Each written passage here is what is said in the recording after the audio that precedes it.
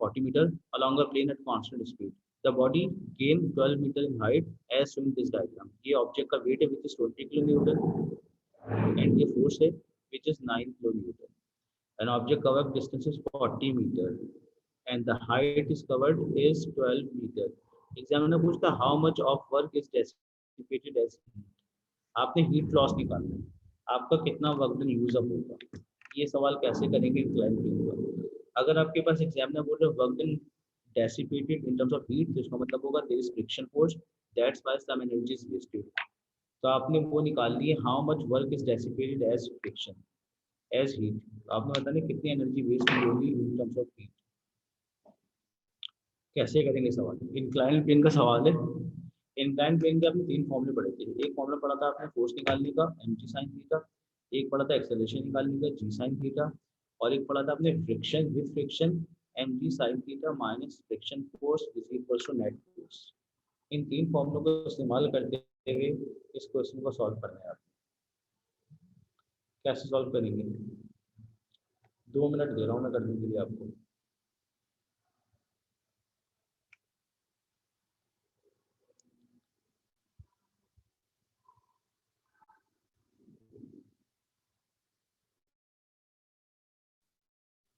दो मिनट है आपके पास. सॉरी अब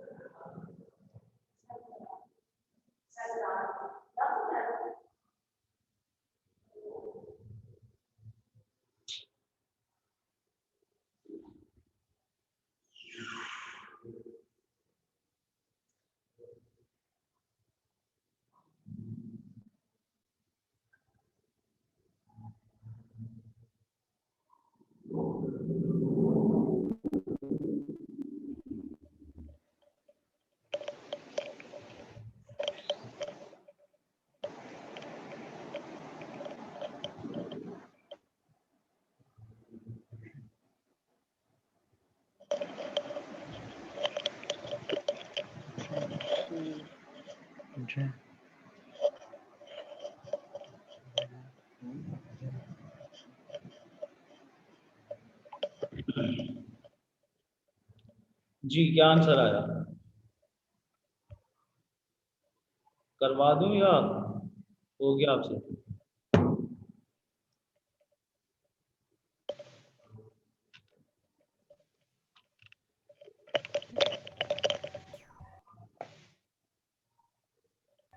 ये होगा सर। बी? नहीं सर, ये friction force multiply by 40 class. Logic तो सही है, फ्रिक्शन फोर्स मल्टीप्लाई बाय ए। जी अब सर। देखें, आपके पास फ्रिक्शन फोर्स आपको गिवन नहीं है इस सवाल में। इस सवाल में आता फ्रिक्शन निकालो।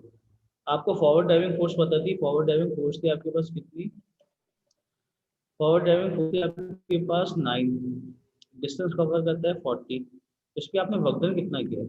अगर आप इस वक्र निकालना चाहते हो तो 9 मल्टीप्लाई बाय 40, तो आंसर आ जाएगा 36 360 किलो जूल्स।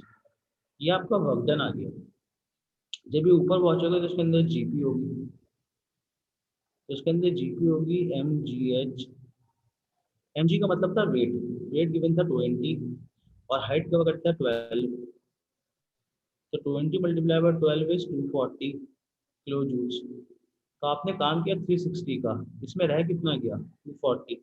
तो जब मैं 360 में से 240 को सब्ट्रैक्ट कर दूंगा तो मेरा आंसर आएगा 120 kilo joules. And that is option A. Right answer option A. ये बात समझ में आई? आपने पहले वक्र निकाला, फिर आपने सोचा इसमें कितनी जीपी रहेगी, तो जब वक्र में से जीपी सब्ट्रैक्ट कर देंगे तो एनर्जी लॉस निकल आएगी।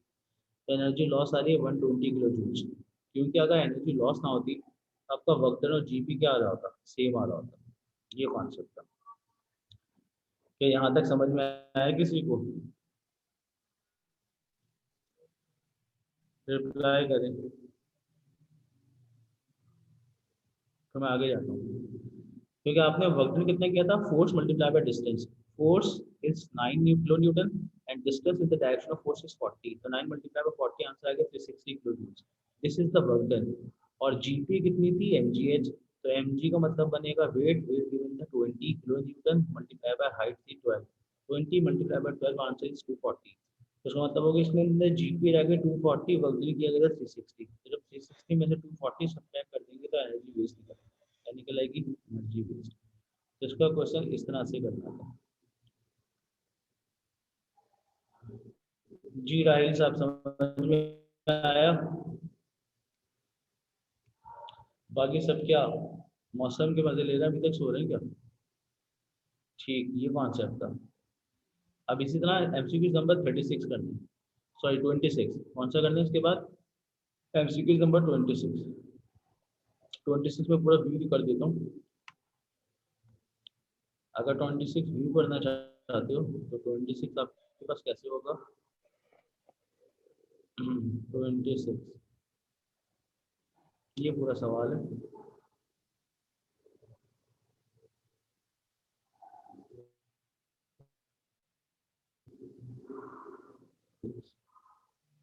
A diagram shows a barrel of weight 1 into 10 power 3 newtons on a frictionless slope. Inclined angle is 30 degrees with the horizontal. A force is applied to the barrel to move it up the slope at constant speed. The force is parallel to the slope. What is the work done in moving the barrel a distance of 5 meter up? एक object है, इस barrel का wait मैं भी given है 1000, इस barrel का wait है 1000 न्यूटन, यानी कि 1 into 10 पावर 3, एंगल बनाता है 30 डिग्री का, और ऑब्जेक्ट जो मूव करता है आपके पास 5 मीटर अप।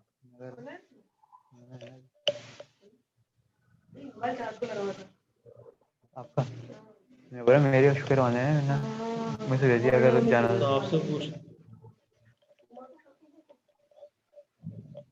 माइक तो अपना बंद करें अगर आप करके डिस्कशन कर रहे हैं। और डिस्टेंस जो मूव होता है वो 5 मीटर अप मूव होता है, राइट। तो आपसे पूछता है what is the work done, work done निकालना था।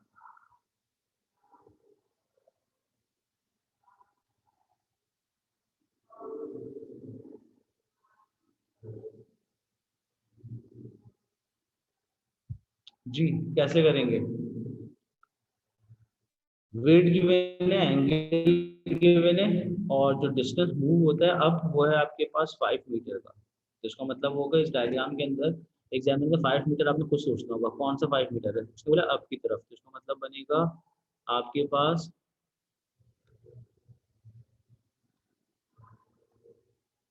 ये डिस्टेंस आपको एग्जाम्पल में दे दिया 5 मीटर का, ये यहाँ, दिस इज 5 मीटर,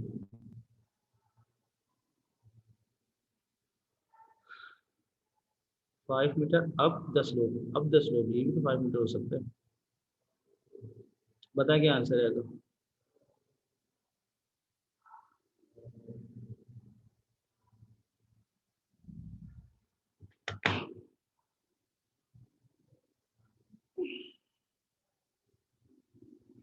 5 मीटर अब 10 लोग, एक सेकंड, ये मैं 5 मीटर का तो गलत तो नहीं समझ रहा हूँ।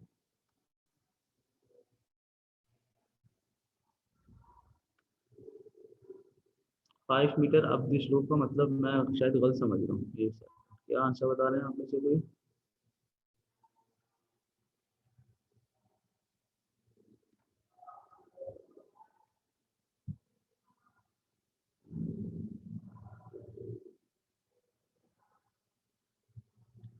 B 2.5 times 10 power 3, 2.5 times 10 power 3, MCQ number 26, MCQ number 26 का बी कह रही हैं, एमसीक्यूज 26,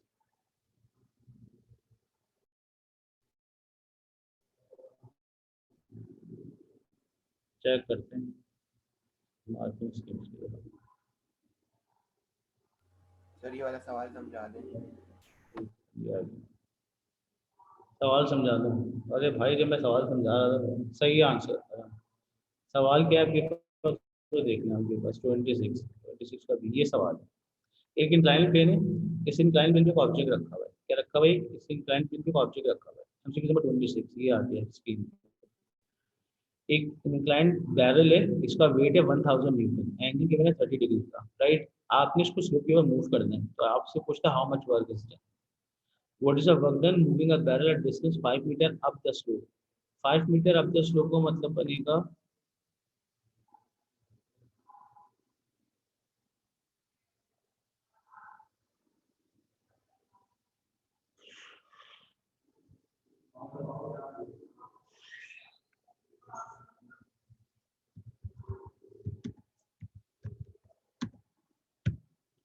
बिल्कुल सही है आपके पास। सर ये जो 5 मीटर मीटर है ना, एक्चुअली में ये असल चीज है, इससे आप कंफ्यूज हो सकते हैं। 5 मीटर डिस्टेंस कौन सा है ये मुझे ये वर्टिकल है क्या? बताएं। हैं, वर्टिकल वाला है क्या? वर्टिकल नहीं है, उसने क्या बोला है, ये देखो, what is the work done moving a barrel at distance of 5 metre. Barrel move कहाँ कर रहा है, बैरल आपके पास इंक्लाइन प्लेन में मूव कर रहा है, जब इंक्लाइन प्लेन में मूव कर रहा होगा तो डिस्टेंस कवर कर रहा होगा ये, तो सबसे पहले आप क्या इस्तेमाल करोगे, आपने पढ़ा था फोर्स निकालने का फॉर्मूला इंक्लाइन प्लेन के अंदर mg sin थीटा, आपने ये फॉर्मूला पढ़ा था। आपको mg कितना बता दिए, वेट है 1000, 1 इंटू 10 पावर 3 का मतलब बनेगा 1500, कैलकुलेट कर लो तुम, ये फोर्स आ गई। और वर्क डन निकालने का फॉर्मूला होता था फोर्स इंटू डिस्टेंस, तो वर्क डन आपके पास था 500, और सॉरी फोर्स थी 500 और डिस्टेंस कितना कवर कर रहा था इंक्लाइन प्लेन के ऊपर, 5 मीटर। तो 5 मल्टीप्लाई 2500, तो 2500 का मतलब बनेगा ऑप्शन बी। ये कॉन्सेप्ट है, आया समझ में? कवर करता है ऊपर जाने के लिए वो है 5 मीटर, और आपको वेट गिवन था, तो वेट को इस्तेमाल करते हुए सबसे पहले आपको फोर्स निकाली। इंक्लाइन प्लेन में फोर्स निकालने का फॉर्मूला होता था mg sin theta if force is ignored. सवाल में लिखा हुआ है आपके pass on a friction less surface, ये देखिए लिखा हुआ है सवाल में फ्रिक्शन लेस, तो अगर फ्रिक्शन लेस का वर्ड आएगा उसका मतलब होगा आपकी फ्रिक्शन फोर्स तो हो गई जीरो, तो फोर्स निकालने का फॉर्मूला बन जाएगा mg sin थीटा। तो मैंने mg sin थीटा कैलकुलेट किया पहले, mg का मतलब था वेट, वेट था 1000 मल्टीप्लाई बाय sin 30, तो आंसर आ गया फोर्स का 500। तो इसका मतलब होगा इस ऑब्जेक्ट में जो फोर्स लग रही होगी वो फोर्स लग रही होगी 500 की। कौन सी फोर्स लग रही होगी, 500, ये ऐसे, ये फोर्स लग रही होगी 500 की, जिसको मैं ब्लू से मार्क कर रहा हूँ। तो ये फोर्स होगी और डिस्टेंस भी उसी डायरेक्शन में है जिस डायरेक्शन में फोर्स लग रही थी। तो डिस्टेंस था 5 मीटर और फोर्स थी 500, तो मैंने 500 मल्टीप्लाई बाय 5, तो आंसर बिकम्स हो जाएगा आपके पास 2500। ये इसका कॉन्सेप्ट था। तो इंक्लाइन प्लेन के सवाल इस तरह से आ रहे हैं। अब इसी तरह ये सवाल बताओ, एमसीक्यू नंबर 36, 36 कैसे करेंगे हम? A block of weight W is pulled up through a rough surface of force F. When the block is moving the distance x along the slope, it has rises at the height h. Which expression gives the amount of work done of the block and the amount of gravitational potential energy gained by the block? Amount of work done क्या होगा, GP क्या होगी?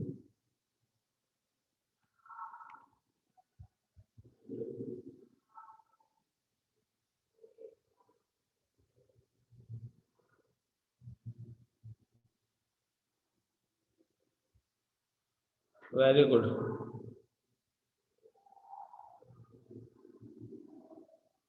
WH होगा ना sir, WH क्या होगा?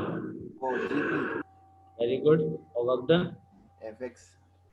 बिल्कुल सही है, FX। तो आंसर बन जाएगा ए, आसान सवाल था ये। राहिल सही है आंसर, इखलास सही है आंसर। सर एक बात बताएं जरा, FX वैसे क्यों हो रहा है, वो F sin थीटा X नहीं हो सकता होगा? नहीं हो सकता, क्योंकि एक्चुअल में एफ साइन थीटा जो होता था, एफ साइन थीटा, एफ नहीं, साइन थीटा जो होता था डब्ल्यू साइन थीटा होता W sin था। थीटा, हाँ, हाँ। तो डब्ल्यू साइन थीटा तो सवाल में ऑप्शन ही नहीं है ना, और तो देखा है तो डब्ल्यू साइन थीटा होना चाहिए था, तो अच्छा। डब्ल्यू साइन थीटा वो एफ के तो बराबर है। इस सवाल के अंदर जो तुम सोच रहे हो बिल्कुल सही सोचो, डब्ल्यू साइन थीटा एक्चुअल में वो फोर्स होगी, वो फोर्स बराबर होगी एफ के, क्योंकि अगर तो उसके कॉम्पोनेंट बनाते तो ये कुछ कॉम्पोनेंट बनते, इसका नाम होता है डब्ल्यू साइन थीटा। तो डब्ल्यू साइन थीटा एक्चुअल में पैरेलल किसके, फोर्स के, तो उसमें लगा डब्ल्यू साइन थीटा तो फोर्स है, तो डिस्टेंस कवर कर रहा था एक्स, तो वर्क डन हो जाएगा F X, F X is the work done. और जीपी कितनी हो जाएगी, जीपी हो जाएगी आपके पास एम जी एच, और एम जी बराबर था वेट के, तो डब्ल्यू एच, तो W H your work done, GP और F X your work done, ये कॉन्सेप्ट है।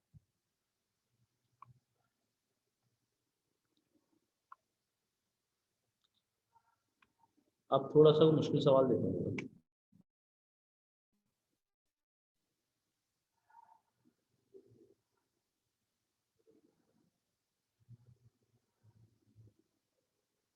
ये कैसे करेंगे, मुझे तो आसान लग रहा है, पता नहीं आपको मुश्किल लगे या नहीं लगता। 31, 31 में बोलता है car of mass 1000 kg first travel forward at the 25 metre per second and then backward at the 5 metre per second, what is the change in kinetic energy of the car? Kinetic energy of car में change कितना आ रहा होगा?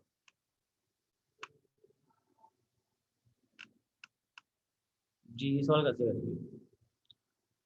A car of mass 1000 kg first travel forward at 25 meter per second and then backward at 5 meter per second.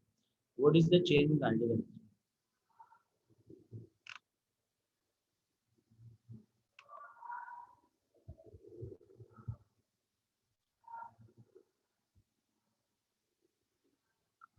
खुलासा वे कर रहे हैं आप। 31 की बात कर रहा हूँ मैं। जी सर 31 का यही बोल रहा हूँ। काइनेटिक एनर्जी का पहले फॉर्मूला लगाया तुमने हाफ एम वी स्क्वायर और वी डाला तुमने 25।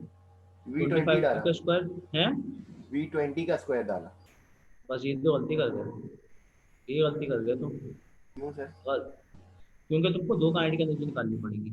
एक काइनेटिक एनर्जी निकालनी पड़ेगी फॉरवर्ड की, एक काइनेटिक एनर्जी निकालेगी बैकवर्ड की, और उसके बाद उनको सब्ट्रैक्ट करेंगे तो आंसर आएगा। तुमने क्या किया है, तुमने वेलोसिटी का डायरेक्ट सब्ट्रैक्ट कर दिया और फिर उसका स्क्वायर कर दिया। दिस कॉन्सेप्ट इज रॉन्ग, क्योंकि एक्चुअली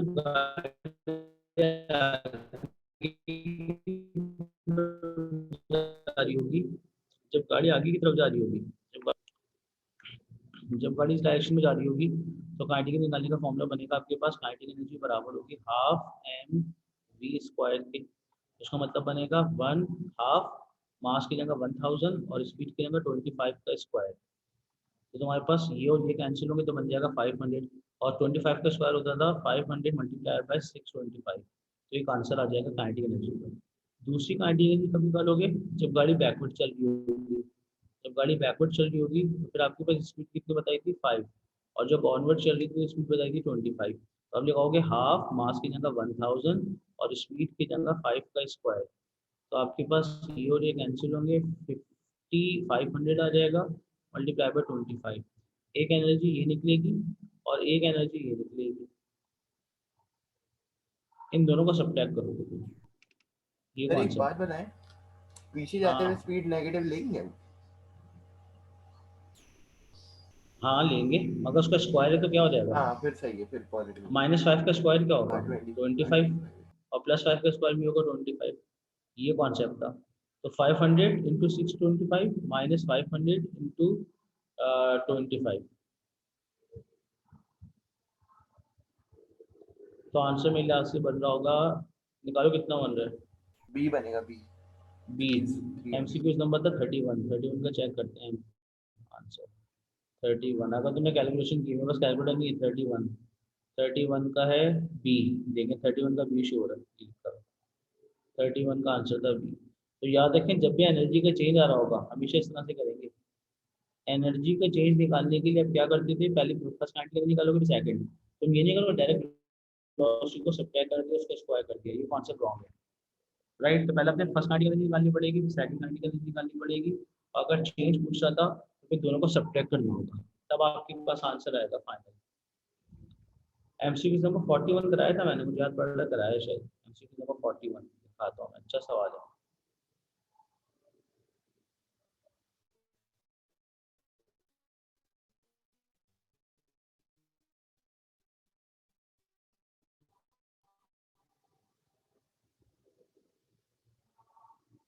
बताएं मुझे क्या आंसर होगा, इतनी जल्दी इसका आंसर आ गया। सर इसका बी अभी करवाया था तो सर। बी। सवाल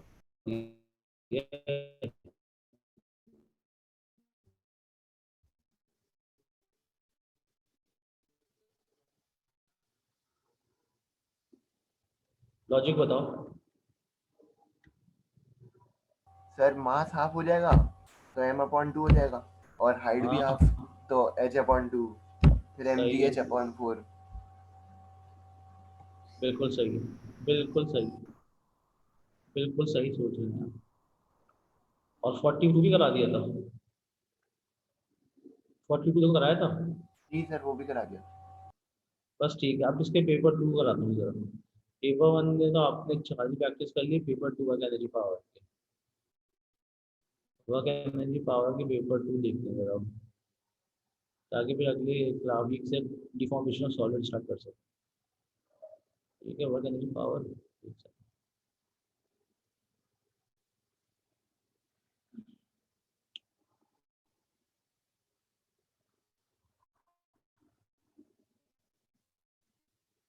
ये सारे मूवमेंट्स के सवाल है अपने, वर्क एनर्जी पावर के नहीं। एरोडायनामिक्स, वर्क एनर्जी पावर के सॉरी, फोर्सेस। हाँ ये मूवमेंट्स के सवाल है सारे, नए वर्क एनर्जी पावर के सवाल ऐड करने पड़ेंगे। वर्क एनर्जी पावर,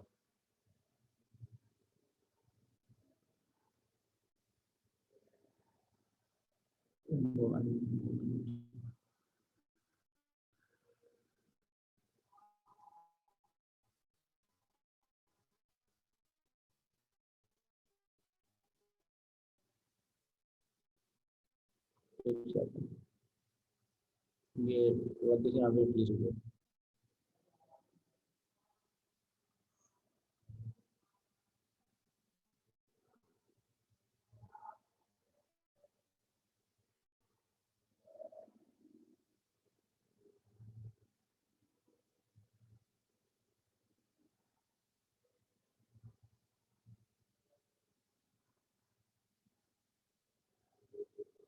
ये एक अच्छा सवाल है, जहाँ सवाल कराया था आपको।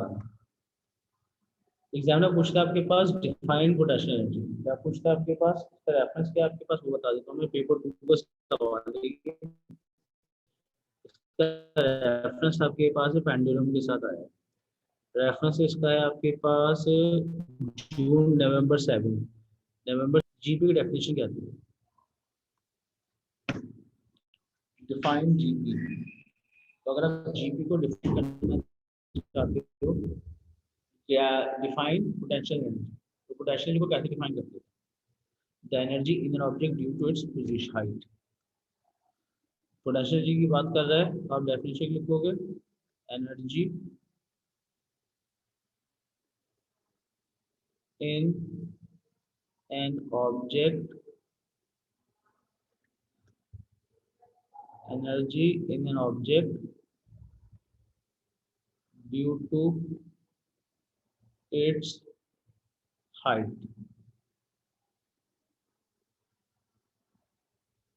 The energy in an object due to its height is called potential energy. Second part आपसे पूछता है डिफरेंस बताए ग्रेविटेशनल पोटेंशियल एनर्जी में इलास्टिक पोटेंशियल एनर्जी। सर मेरा नेट का इशू आ रहा है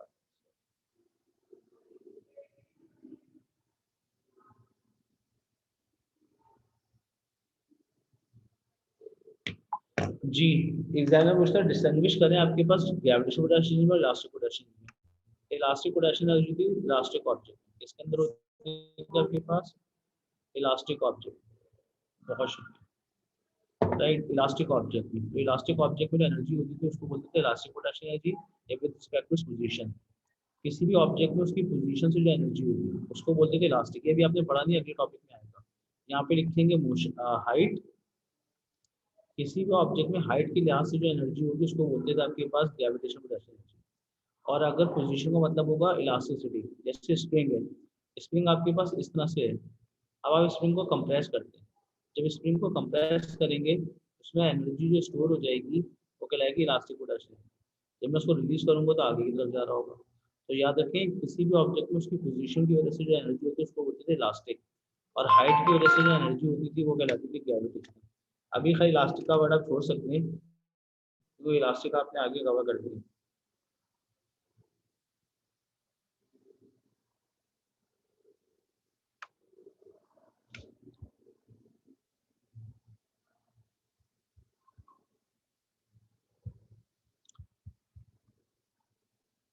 अब ये तो आपके पास डेफिनेशन थी, डेफिनेशन जो एक एक मार्क की है। अब आपने सवाल में नीचे आने, नीचे आने का मतलब है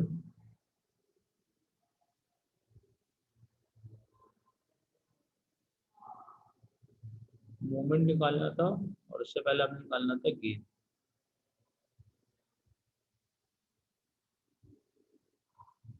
ये एक इंक्लाइन प्लेन है, पेंडुलम है, इस पेंडुलम का मास गिवन है 51 ग्राम्स।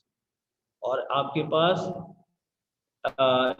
नॉन इलास्टिक ऑब्जेक्ट से अटैच हो, थ्रेड जो है नॉन इलास्टिक है, और थ्रेड की लेंथ गिवन है आपके पास 61 centimetre vertically below at point B. Point B वो पॉइंट है जहां से पेंडुलम को आपने हैंग किया था। एंगल बनाते हैं 18 डिग्री का। आपसे पूछते हैं gain in gravitational potential energy. एक पेंडुलम है, इस पेंडुलम की हाइट कितनी गिवन है? The height of pendulum is 61 centimeter and the mass of pendulum is 51 grams और theta is 61, theta is 18 degree। तो आपसे पूछता है what is the gain in gravitational potential. Gain बताना था जीपी, गेन इन जीपीई ऐसे करेंगे। इस जैसे एक सवाल शायद मैंने क्लास में कराया था। अब पेंडुलम जो है वो आपके पास स्विंग कर रहा होता था, तो जब पेंडुलम स्विंग कर रहा होगा उसका मतलब बनेगा आपके पास जो डायग्राम बनी हुई है वो इस तरह से एडजस्ट हो सकती है। ये पेंडुलम था, इसकी लेंथ थी 61, और उसके बाद यही पेंडुलम आपके पास मूव कर जाता है जस्ट लाइक दिस, यहाँ आ जाता है पेंडुलम। तो जब पेंडुलम यहाँ आ जाएगा तो एग्जामिनर पूछता है अगर आपके पास ये पेंडुलम है और ये रहा दूसरा, ये एंगल गिवन था आपके पास 18 डिग्री का, दिस इज 61, और मास गिवन था 50, तो आपसे पूछते हैं what is the gain in GP. आपने गेन बताना है क्योंकि पेंडुलम इस तरह से स्विंग कर रहा होगा।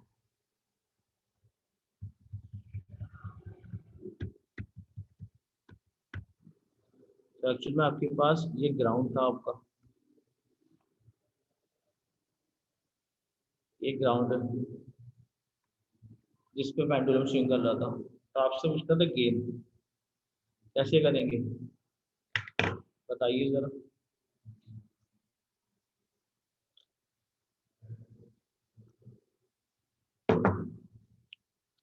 इस जरा सवाल क्लास में कराया था आपको मैंने, ये नहीं कराया था, मुझे आप पढ़ा कराया था। 1.5 इंटू 10⁻⁻2 और हम सबसे पहले एक्चुअली में निकालनी होगी आपको हाइट। क्या निकालनी होगी? हाइट। तो हाइट निकालने के लिए आपको लगाना पड़ेगा कोसाइन रूल, क्योंकि एक्चुअल में इस डायग्राम के अंदर जो हाइट होगी वो हाइट होगी ये मान लीजिए दिस इज द हाइट।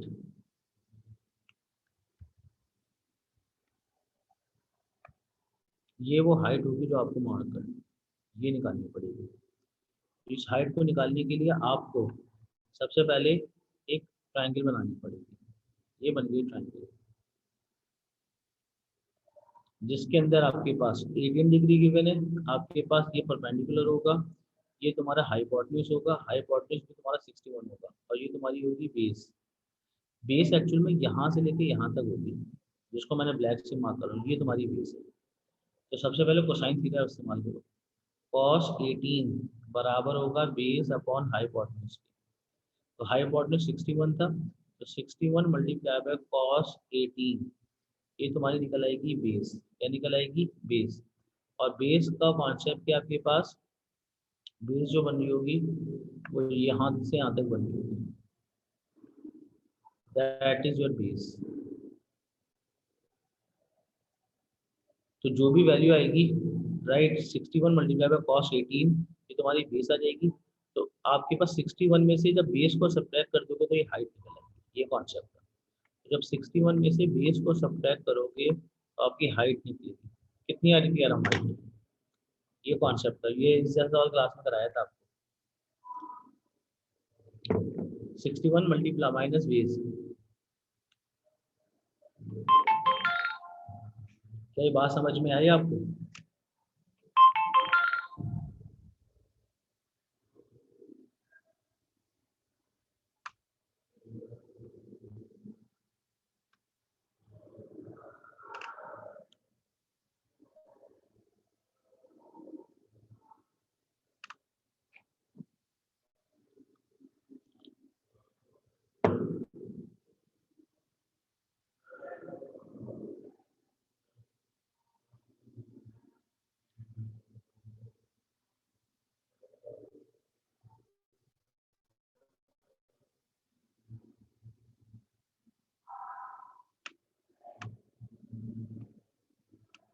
जी, तो इस तरह आपको हाइट निकालेंगे और फिर हाइट को मल्टीप्लाई कर देंगे एम्पियर से, क्योंकि आपको मास पता है, ग्रेविटी पता है, हाइट आप निकाल चुके। 61 माइनस बेस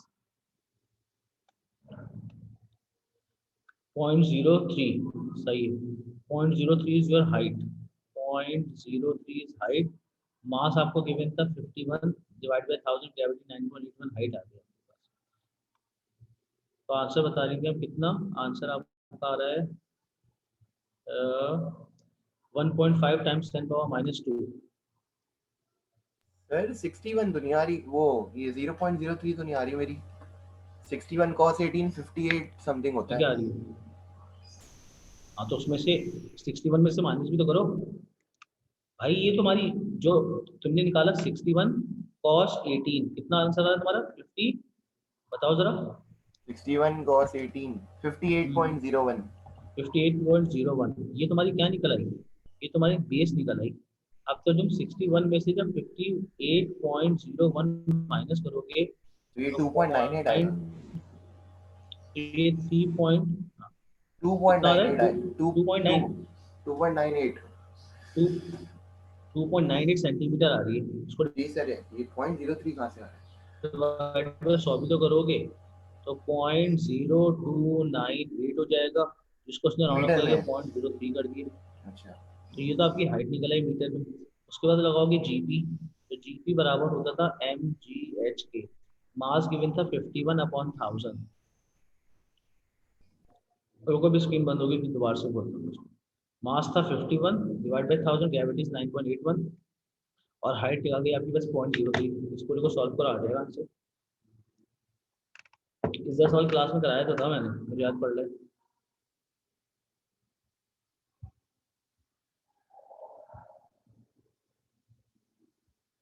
वो मैं स्क्रीन शेयर कर रहा हूँ।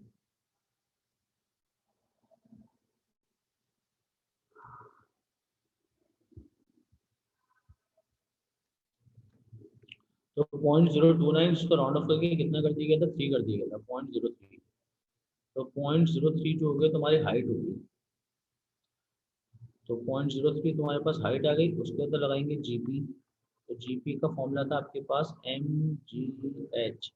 मास लेंगे 51/1000, ग्रेविटी लेंगे 9.81, और हाइट लेंगे 0.03। तो आंसर आ जाएगा 1.5 टाइम्स 10 पावर माइनस, था -2 तो -3 था, -2 आंसर आ रहा है, -2 सही है आंसर। उसके बाद अगली पार्ट में एग्जाम में पूछता है आपसे, अगले पार्ट में एग्जाम में पूछता है calculate the movements of weight of the sphere about pivot point P. Movements निकालना है, क्या निकालना है, मूवमेंट्स। ये कैसे करेंगे,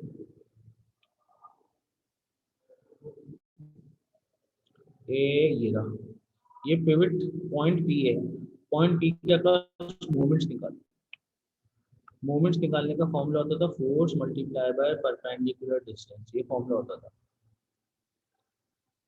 तो आपके पास वेट जो था वो आपके पास आ रहा था 51 टाइम्स 9.81/1000, और डिस्टेंस होना चाहिए परपेंडिकुलर।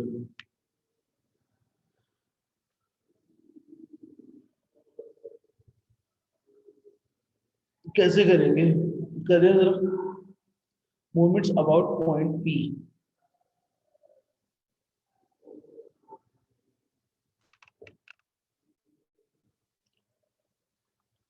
एंगल जब इन्वॉल्व होता था, मैंने फॉर्मूला क्या बताया था,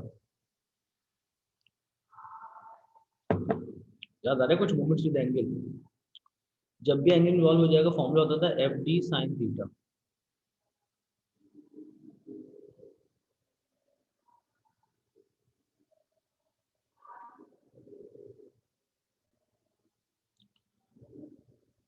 F D sine theta, F D हो जाएगा वेट, एम जी से वेट निकलेगा, साइन गिवन है 18, साइन 18, और डिस्टेंस आपके पास कितना गिवन था 61। करो सॉल्व करो। क्या ये बात समझ में आई, मोमेंट्स निकालने का फॉर्मूला विद एंगल बताया था F D sine theta. F D का मतलब बन जाएगा फोर्स, फोर्स बराबर होती थी वेट की। आपको वेट गिवन है, डिस्टेंस आपके पास 61 का cos 18,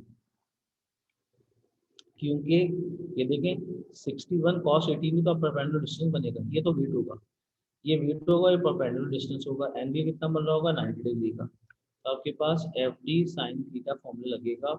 एफ लोगे आपके पास weight 51/1000 multiply by 9.81 is the weight, या ये आ गया आपके पास फोर्स। डी गिवन था 61/100 इंटू साइन 18।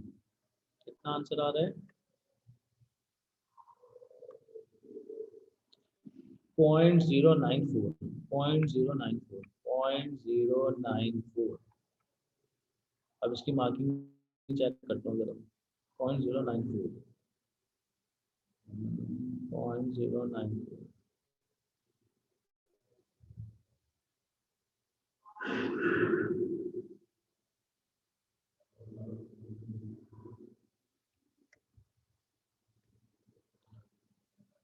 देखें, नवंबर 7 का सवाल था, पहला आंसर था 1.5 टाइम्स 10⁻², और दूसरा आंसर है 0.094। Force multiply by perpendicular distance, तो फोर्स बराबर हो जाएगी वेट के, और परपेंडिकुलर डिस्टेंस निकालना पड़ेगा आपके पास लेंथ का साइन कॉम्पोनेंट 0.094। सही था आंसर अरम, वेरी गुड।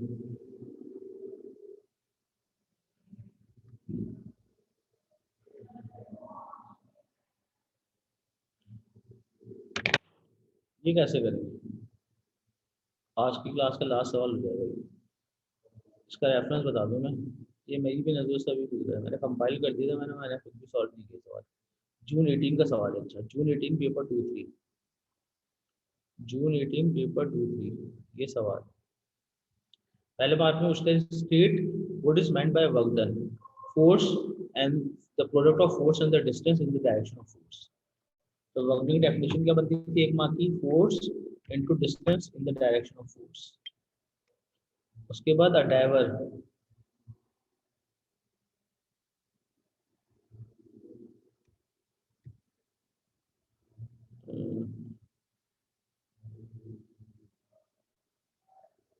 क्वेश्चन क्या सर, क्वेश्चन 4 का लास्ट पार्ट करा दें। क्वेश्चन 4 ये क्वेश्चन 2 है, ये पेज नंबर बताओ मुझे, कौन सा क्वेश्चन 4?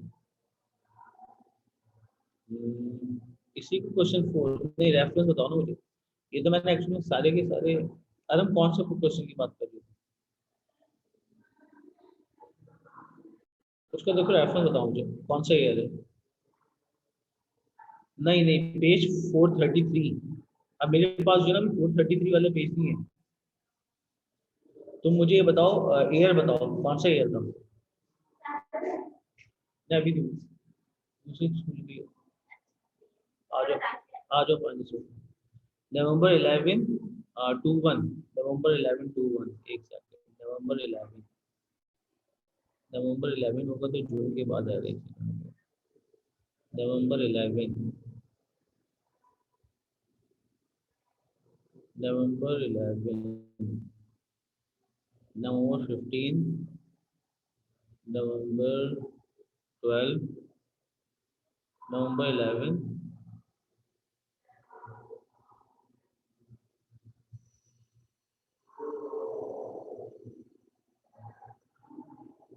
ठीक है ठीक है ठीक है ठीक है, रुको तो मैं करवा रहा था इसके बाद वाला, नवंबर 11 21,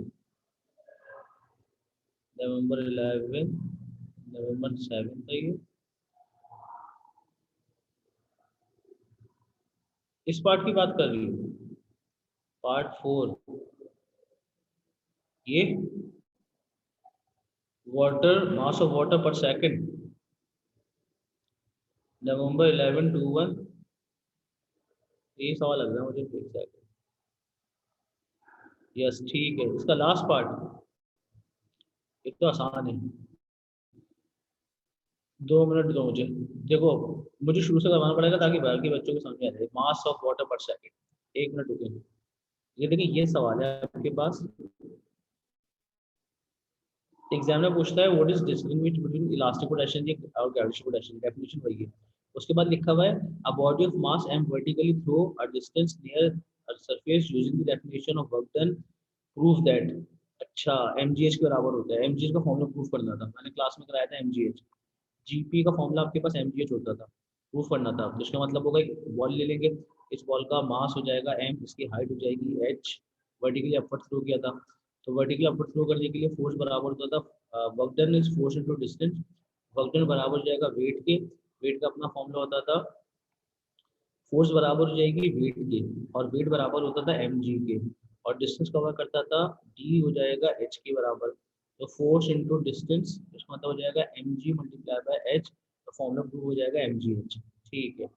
उसके बाद एक रिजर्वायर दिखाया है, क्या दिखा है आपके पास, एक रिजर्वायर है, ये आपके पास रिजर्वायर है, यहाँ से वाटर आपके पास मूव होता हुआ नीचे की तरफ आता है, और ये वाटर व्हील है। जब पानी सैचुरेट करेगा तो वाटर व्हील मूव करता है, इसकी हाइट कितनी 120 मीटर्स। एग्जाम में पूछता है as the water fall at the height of 120 metre gravitational potential energy is converted to energy kinetic energy water kinetic energy is only 10% of the gravitational potential energy at the reservoir. तो इसका मतलब 90% waste होती है, 10% convert होती है। पूछते speed निकालो, तो आप क्या करोगे, जीपी निकालोगे। पहले आपको मैंने फॉर्मूला बताया था, जी एच बराबर होता था हाफ वी स्क्वायर के। तो आपके पास ग्रेविटी सेम रहेगी, हाइट सेम रहेगी, ग्रेविटी सेम रहेगी, हाफ सेम रहेगा। हाइट कितनी थी 120, तो इस हाइट का 10% निकाल दो, 10% ऑफ हाइट, क्योंकि एक्चुअली बाकी सारी वेस्ट होती है। तो 10/100 इंटू 120, तो एक जीरो से एक जीरो कट गया, ये आ गया 120 डिवाइड बाई 10। तो एक जीरो से एक जीरो कट गया तो 12 आ गया। तो इधर डालूंगा मैं, gravity is 9.81 multiply by height is 12, 1/2 V square. तो आपके पास स्पीड आ जाएगी, चेक करने स्पीड कितनी आ रही है, 12 आ रही होगी। 15 बोला एग्जाम में, 2 को इधर शिफ्ट करो, 2 मल्टीप्लाई बाई 9.81 मल्टीप्लाई बाई 12, और इसका जब मैं रूट लगा दूंगा तो मेरे पास स्पीड आ जाएगी जो आपके पास होगी अप्रॉक्सीमेट 15। क्या यहाँ तक आपको समझ में आ रहा है जो मैं कर रहा हूँ? मैं थोड़ा तेजी से कर रहा हूँ। एग्जामिनर ने हाइट बताई थी 120, और उसने पूछा था जो पानी ऊपर से नीचे move होता हुआ आता है तो जीबी कन्वर्ट होती है काइनेटिक में, मगर ओनली 10% आपके पास कन्वर्ट होती है, बाकी 90% वेस्ट हो जाती है हीट एंड साउंड में।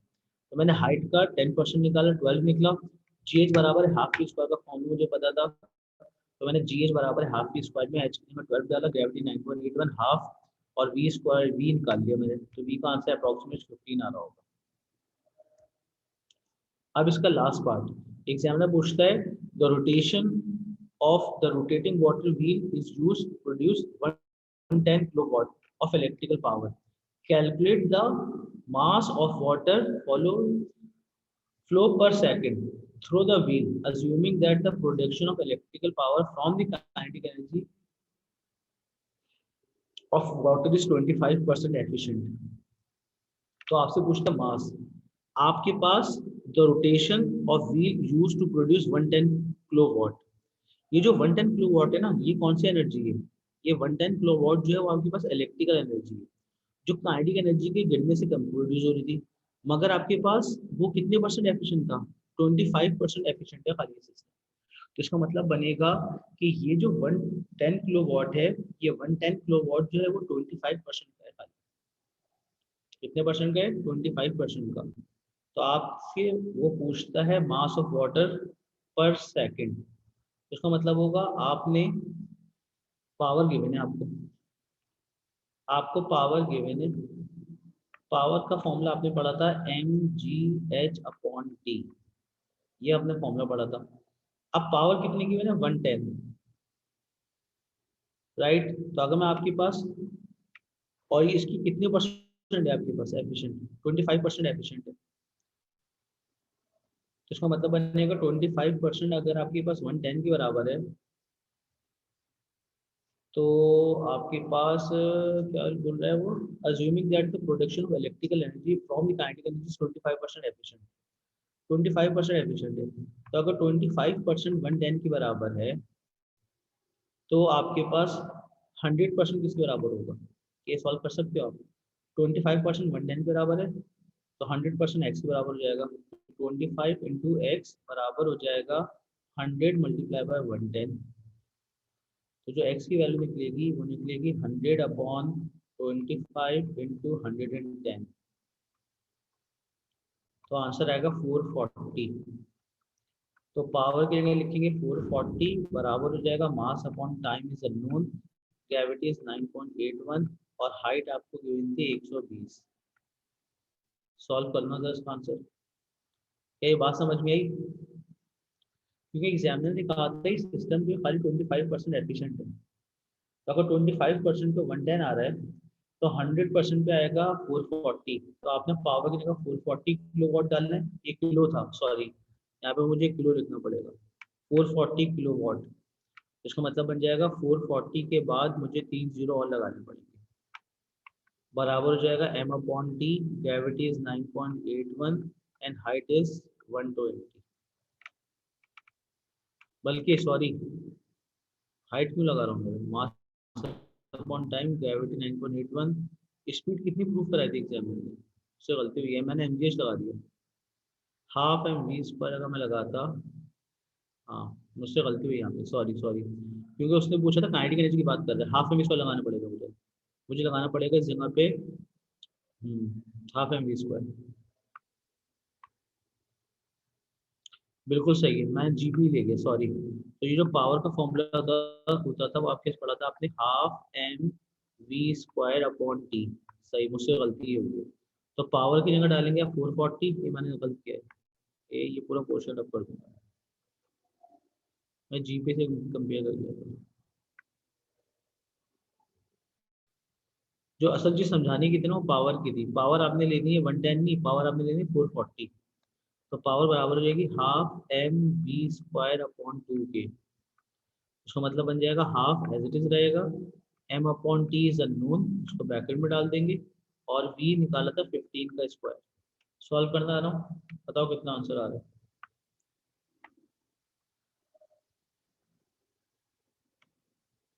ठीक है जी, मैसेज आया तो क्लास खत्म कर देंगे।